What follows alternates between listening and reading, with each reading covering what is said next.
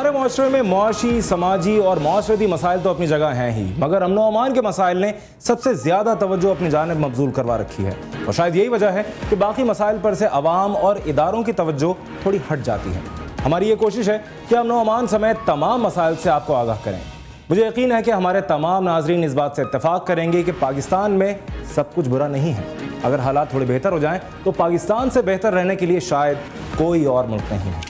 آج ہم کراچی کے حالات سے لے کر کرکٹ تک اور معصوم بچوں کے ساتھ ہونے والے انسانیت سوز مظالم کے ذکر کے ساتھ ہی آپ کو دکھائیں گے اسپیشل بچوں کے ساتھ گزری ایک اسپیشل شام کا احوال۔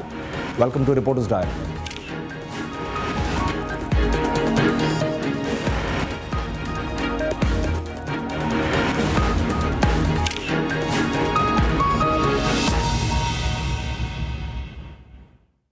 پروگرام کا آغاز کراچی کی صورتحال سے ہی کرتے ہیں۔ کراچی سمیت سندھ بھر میں امن و امان کی بحالی کے لیے سخت حکومتی اقدامات کے اعلانات کے باوجود مئی کا مہینہ شہر قائد کے باسیوں کے لیے خونی ثابت ہوا ہے۔ دیکھتے ہیں ایس ایم امین شاہ کی یہ رپورٹ۔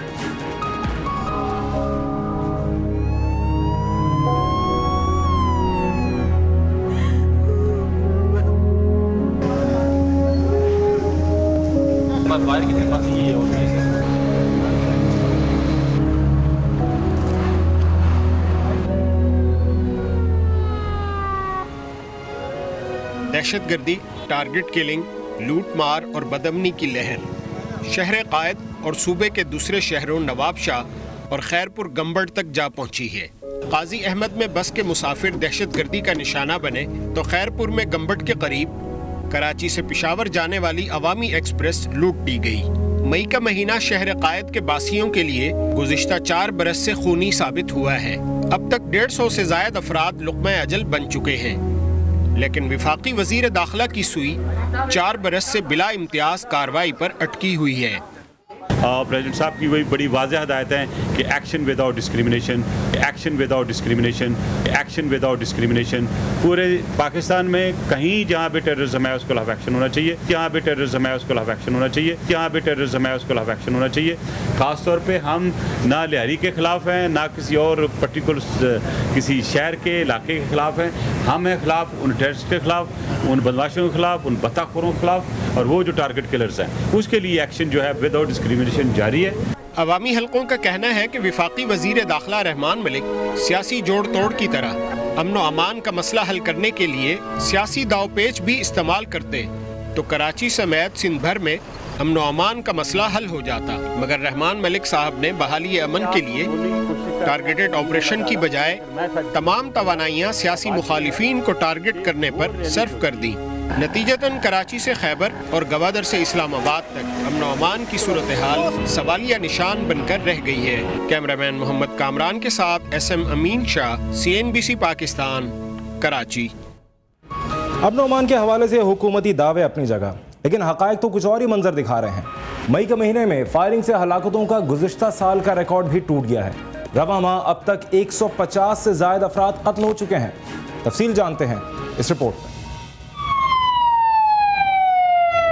شہر قائد مقتل کا منظر پیش کر رہا ہے، کوئی نہیں جو قاتلوں کو لگام دے سکے۔ مئی کے مہینے کا آغاز 4 افراد کے قتل سے ہوا۔ 2 مئی کو 5، 3 مئی کو 2، 4 مئی کو پولیس افسر ستین شاہ کو ٹارگٹ کیا گیا۔ 5 مئی کے دن نے 9 گھرانوں میں ماتم دیکھا، جبکہ 6 مئی کو 2، 7 مئی کو 3، 8 مئی کو 5، 9 مئی کو 6، 10 مئی کو 3، 11 مئی کو 1 اور 12 مئی کو 4 افراد ہلاک ہوئے۔ کاش دہشت گردی کا یہ سلسلہ یہیں رک جاتا۔ اس سے اگلے روز 13 مئی کو ممتاز عالم دین اور مفسر قرآن مولانا اسلم شیخ پوری سمیت 9 افراد جاں بحق ہوئے۔ 14 مئی کو 4، 15 مئی کو 8، 16 مئی کو 10 افراد ہلاک ہوئے۔ 17 مئی کو دہشت گردوں نے 2 پولیس اہلکاروں سمیت 12 افراد کو ہلاک کیا، کوئی ملزم یا حملہ آور نہ پکڑا جا سکا۔ 18 مئی کو 12، 19 اور 20 مئی کو 3 اور 21 مئی کو 2 خواتین سمیت 6 افراد ہلاک ہوئے۔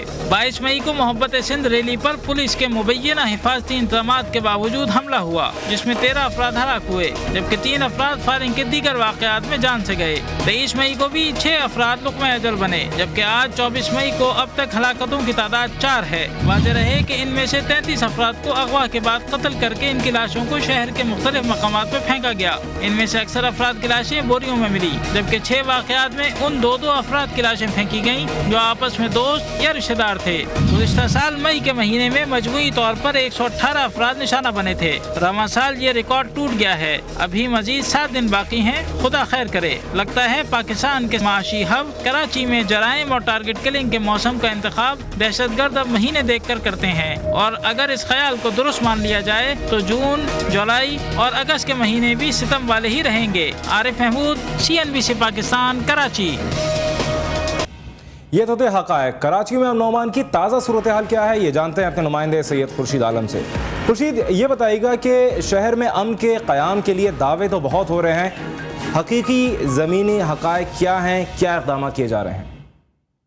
बात यह है कि जो भी इक़दाम किए जा रहे हैं वो महज नुमाइशी हैं, और कराची में जब भी कोई किलिंग की बड़ी वारदात होती है तो हम देखते हैं कि ठंडे कमरों में इजलास होता है, गौर व खौज किया जाता है, और उसके बाद वही रिवायती जुमले होते हैं कि दहशतगर्दों को लोगों की जानों से खेलने की इजाज़त नहीं दी जाएगी, कानून हरकत में आएगा, और फलां ने इसका नोटिस ले लिया और फलां ने उसका नोटिस ले लिया। बुनियादी बात यह है कि कराची में पुलिस के हाथ बंधे हुए हैं और रेंजर्स को हर 3 महीने के बाद इख्तियारात दिए जाते हैं। रेंजर्स ज़राए का ये कहना है कि 23 तारीख से जब से उनको 3 महीने के लिए रेंजर्स के इख्तियारात में इजाफा किया गया है, तो कराची के मुख्तलिफ इलाकों में उन्होंने टारगेटेड एक्शन किया है, जिसमें अब तक 25 से 30 अफराद को हिरासत में लिया जा चुका है। जो इख्तियारात उनको दिए गए हैं उसके मुताबिक अब वो किसी भी इलाके में टारगेटेड एक्शन भी कर सकते हैं, और उन लोगों से बाकायदा तफ्तीश भी कर सकते हैं, और उसके बाद फिर जो अगला मरहला होगा वो मकामी पुलिस के हवाले करने का होगा। अब सूरत हाल ये है कि पुलिस और रेंजर्स अपनी जो मामूल की कार्रवाई है वो कर रही है, लेकिन हमारे तरफ से जो सूरत हाल आती है सामने, जो हम मुशाहिदा करते हैं कि पुलिस की बुनियादी जिम्मेदारी होती है, और पुलिस की उस जिम्मेदारी को अदा करने के लिए उसे फ्री हैंड दिया जाना जरूरी है, हर किस्म के सियासी दबाव से बालातर होके। लेकिन हमने देखा है कि कराची में पुलिस बुरी तरह सियासी दबाव का शिकार रही है, जिसकी वजह से उसके अहल अफसरों को खुलकर काम करने का मौका नहीं मिलता। उसके बाद ले लेकर जिम्मेदारी रेंजर्स की रह जाती है, और जाहिर है कि रेंजर्स के हाथ भी किसी हद तक बंद हैं कि उनको एक लिमिट के बाद उन मुल्जिमान को गिरफ्तार करने के बाद बहरहाल पुलिस के हवाले करना होता है, और वहाँ पर पुलिस जो है मुकदमात को जानबूझकर कमजोर रखती है, ताकि इस्तगासे की कमजोरी का जो फायदा है बाद में हमने देखा है कि मुल्जिमान उठाते हैं और बाकायदा फिर वो ज़ेरी अदालतों से, निचली अदालतों से बरी होते रहे हैं। अच्छा खुर्शीद, हमारे साथ रहेगा। हम अपने नाज़रीन को एक अहम हकीकत से आपको भी आगाह करते हैं। अफगानिस्तान का शहर है काबुल, जहां अमन व अमान की सूरत हाल हम सब जानते हैं। तालिबान और नेटो फोर्सेस या अमेरिका के साथ जो जंग हो रही है उसमें बेगुनाह अफराद की जानें तो जाती ही हैं, लेकिन पिछले 4 साल में कराची में टारगेट किलिंग के वाक़यात में अमन व अमान की सूरत हाल में काबुल से ज़्यादा अफराद अपनी जानों से हाथ धो बैठे हैं, और किसी एक शख्स को भी चंद मिनट, चंद घंटे, चंद महीने, चंद सालों कोई सज़ा नहीं सुनाई गई किसी एक शख्स को भी। कुछ गिरफ्तारियां होती हैं लेकिन नतीजा कुछ नहीं निकलता। खुर्शीद, ये बताइएगा कि आप लोगों से मिलते हैं, लोगों से आपका इंटरेक्शन सबसे ज़्यादा होता है बहैसियत एक नुमाइंदे के, लोग क्या कहते हैं? क्या उन्हें किसी तरह की भी उम्मीद है इंतज़ामिया से, पुलिस से, रेंजर्स से या सियासी जमातों से? कोई उम्मीद है? देखिए, लोग मायूस हैं। लोगों की जो बुनियादी जरूरत है वो है सस्ता खाना, सस्ती चीजें, सेहत की आसान सहूलतें और इंसाफ की फौरी फराहमी। लोगों को हमने देखा है कि ये जो कत्लेआम हो रहा है, लोग मर रहे हैं, किसी की तशद्दुद ज़्यादा लाश मिलती है या किसी की बोरीबंद लाश कराची किसी हिस्से से बरामद होती है, लोगों में खौफ है, बेयकीनी है, और वो ये समझते हैं कि कराची में जो मौजूदा इंतजामिया है और खासतौर पर पीपल्स पार्टी की हुकूमत है, ये उनके तहफ़्फ़ुज़ में नाकाम साबित हो चुकी है। और वो ये भी कहते हैं कि पीपल्स पार्टी की हुकूमत अगर चाहे तो अहल लोगों को सामने लाए, अहल अफसरों को खासतौर पर कराची में, क्योंकि कराची का असर पूरे पाकिस्तान पर पड़ता है, और कराची में आमतौर पर हमने देखा है कि इस तरह की वारदातों के बाद लोगों में खौफ हिरास फैलता है। सनती बरादरी, तजारती बरादरी वो बदली का शिकार है, वो अदम तहफ़्फ़ुज़ का शिकार है। इस पूरी सूरत हाल का जो फायदा होता है, जाहिर है कि फिर वो अनासिर इस्तेमाल करते हैं जो कि पाकिस्तान के दुश्मन है, जो नहीं चाहते कि पाकिस्तान फले फूले और तरक्की की राह पर गामजन हो सके। लोगों में खौफ है बहरहाल, और लोग ये कहते हैं कि वो अब इन लोगों पर ट्रस्ट करने को किसी तौर पर तैयार नहीं है कि जो उनकी हिफाजत के दावे करते हैं। सही। अच्छा खुर्शीद, आपने कराची में अमन अमान की सूरत हाल और दीगर वाक़यात की मुख्तलिफ ज़ावियों से कवरेज की है पिछले कई सालों से।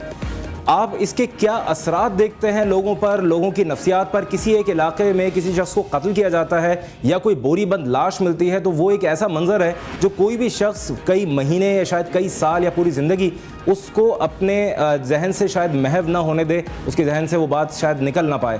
کیا نفسیاتی اثرات ہوتے ہیں لوگوں پر؟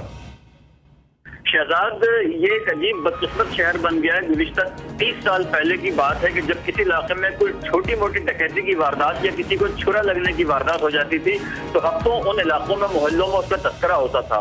لیکن اب ہم دیکھتے ہیں کہ کسی علاقے سے بوری بند لاش برآمد ہوتی ہے, کسی کی تشدد زدہ لاش کسی علاقے سے, ویرانے سے, کسی قبرستان سے ملتی ہے. تھوڑی دیر کے لیے وہاں پر ایک پینک کی سچویشن دیکھنے میں آتی ہے اور اس کے بعد پھر کاروبار زندگی معمول کے مطابق چل پڑتا ہے.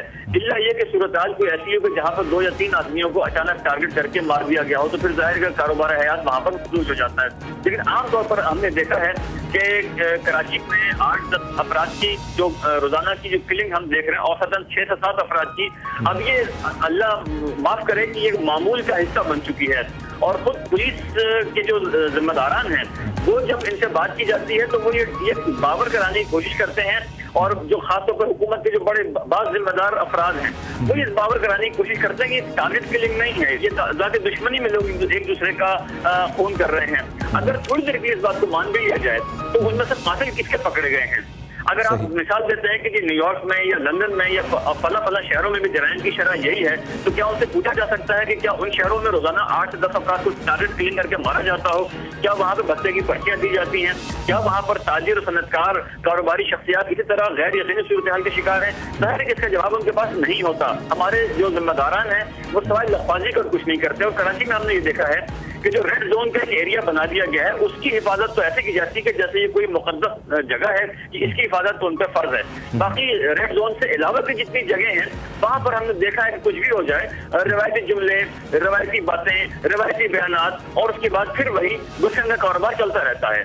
جی شہزاد. اچھا خورشید, ہم نے بات کی تھی سیاسی دباؤ کی, ہم نے ایک گراؤنڈ ریالٹی یہ دیکھی جو کہ ہمارے تمام ناظرین اس بات کو شاید ہم سے زیادہ بہتر دیکھتے بھی ہوں گے اور سمجھتے بھی ہوں گے کہ وہ پولیس پیٹرولنگ کی جو گاڑیاں ہوتی ہیں عام طور سے ان کی حالت خاصی بوسیدہ ہوتی ہے, اور جو وی آئی پی موومنٹ پہ, پروٹوکول پہ جو گاڑیاں ہوتی ہیں ان کی کنڈیشن ایسی ہوتی ہے کہ وہ آپ کو اگر کراس کر جائے تو آپ چاہتے ہوئے بھی ان کا پیچھا نہیں کر سکتے, وہ اتنی تیز رفتار ہوتی ہیں. تو کیا ہماری پولیس کو, سندھ پولیس کو, کراچی پولیس کو خاص طور سے ایسی صورتحال کا سامنا ہے کہ جتنی بہترین گاڑیاں, جتنی بہترین سہولیات ہیں وہ وی آئی پی شخصیات کی سیکیورٹی پر لگی ہوئی ہیں, اور جو بچا کچھا مال ہے جس کو کھرچن کہنا چاہیے وہ پھر تھانوں میں بانٹ دیا گیا ہے کہ بھائی اب امن و امان کو کنٹرول کیجیے؟ یہ بالکل درست کہا آپ نے شہزاد, اور زیادہ بہتر تو یہ ہوگا کہ اس حوالے سے آئی جی سندھ یا ایڈیشنل آئی جی کراچی سے آپ بات کریں. لیکن بنیادی طور پر اگر آپ سندھ پولیس کی ویب سائٹ کو ملاحظہ کریں گے تو اندازہ ہوگا کہ اربوں روپے کا بجٹ ہے. لیکن سوال یہ کہ اربوں روپے کا بجٹ جا کہاں رہا ہے؟ تھانوں میں اسٹیشنریاں آج بھی نہیں ہیں. تھانوں میں موبائلوں کا جو پیٹرولنگ کا جو کوٹا ہے پیٹرول کا, وہ کوٹا کم کر دیا گیا ہے. بجائے سے کیا کوٹا بڑھائیں ان موبائلوں کی کہ جو بڑے بڑے علاقوں میں گھومتی ہیں, موبائل گشت پہ ہوتی ہیں, ان کا کوٹا کم کر دیا گیا ہے. جبکہ پولیس کو وہ ٹیکنیکل اور ٹیکٹیکل سپورٹ فراہم کی جانی چاہیے تھی کہ جو وہ مجرموں اور سماج دشمن عناصر کے خلاف استعمال کرے.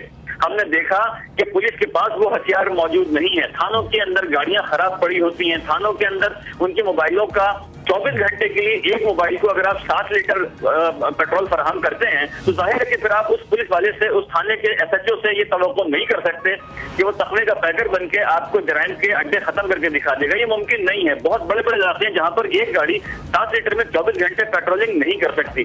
ظاہر ہے کہ پھر وہ ایس ایچ او اپنی جیب سے تو ادا وہ بھی نہیں کرتا اس پیٹرول کا خرچہ, تو ظاہر ہے کہ وہ 3-5 اور 2 اور 2 4 کچھ کہیں نہ کہیں تو کرے گا. ظاہر ہے کہ اس پوری صورتحال کی ذمہ داری محکمہ داخلہ پر عائد ہوتی ہے. اور یہ بدقسمت صوبہ ایسا ہے کہ تقریباً 1 مہینے سے زیادہ عرصہ ہو چکا ہے, ہمارے پاس وزیر داخلہ نام بھی کوئی چیز نہیں ہے. وزیر اعلیٰ کے پاس کا قلمدان ضرور موجود ہے, لیکن دیکھا جائے تو ہماری سندھ کی جو محکمہ داخلہ ہے یہ مکمل طور پر ناکام ثابت ہوئی ہے لوگوں کے جان و مال کے تحفظ میں. ٹھیک ہے, بہت بہت شکریہ سید خورشید عالم ہمیں تمام تر صورتحال سے آگاہ کرنے کا. صورتحال کے بارے میں بات کر رہے تھے ہم اپنے نمائندے سید خورشید عالم سے, جنہوں نے ایک بہت اہم بات پوائنٹ آؤٹ کی. گزشتہ 1 ماہ سے سندھ کا صوبہ پاکستان کے اہم ترین صوبوں میں سے ایک ہے۔ کراچی ملک کے اہم ترین شہروں میں سے ایک ہے، معاشی ہب ہے، صنعتی ہب ہے، اور یہاں کی آبادی بھی سب سے زیادہ ہے، یہاں جرائم بھی سب سے زیادہ ہیں۔ اور سندھ ایک ایسا صوبہ ہے جو پچھلے 1 مہینے سے بغیر کسی وزیر داخلہ کے چل رہا ہے۔ کراچی کی صورتحال بگڑتی ہے، نوٹس لینا پڑتا ہے وزیر اعلیٰ کو یا پھر وفاقی وزیر داخلہ کو یا پھر صدر مملکت تک کو، لیکن حل کچھ بھی نہیں نکلتا۔ یہاں تک تو بات تھی کراچی کی۔ ایک بریک کے بعد کچھ مزید رپورٹس، کچھ مزید باتیں بھی کریں گے، دیکھتے رہیے رپورٹرز ڈائری۔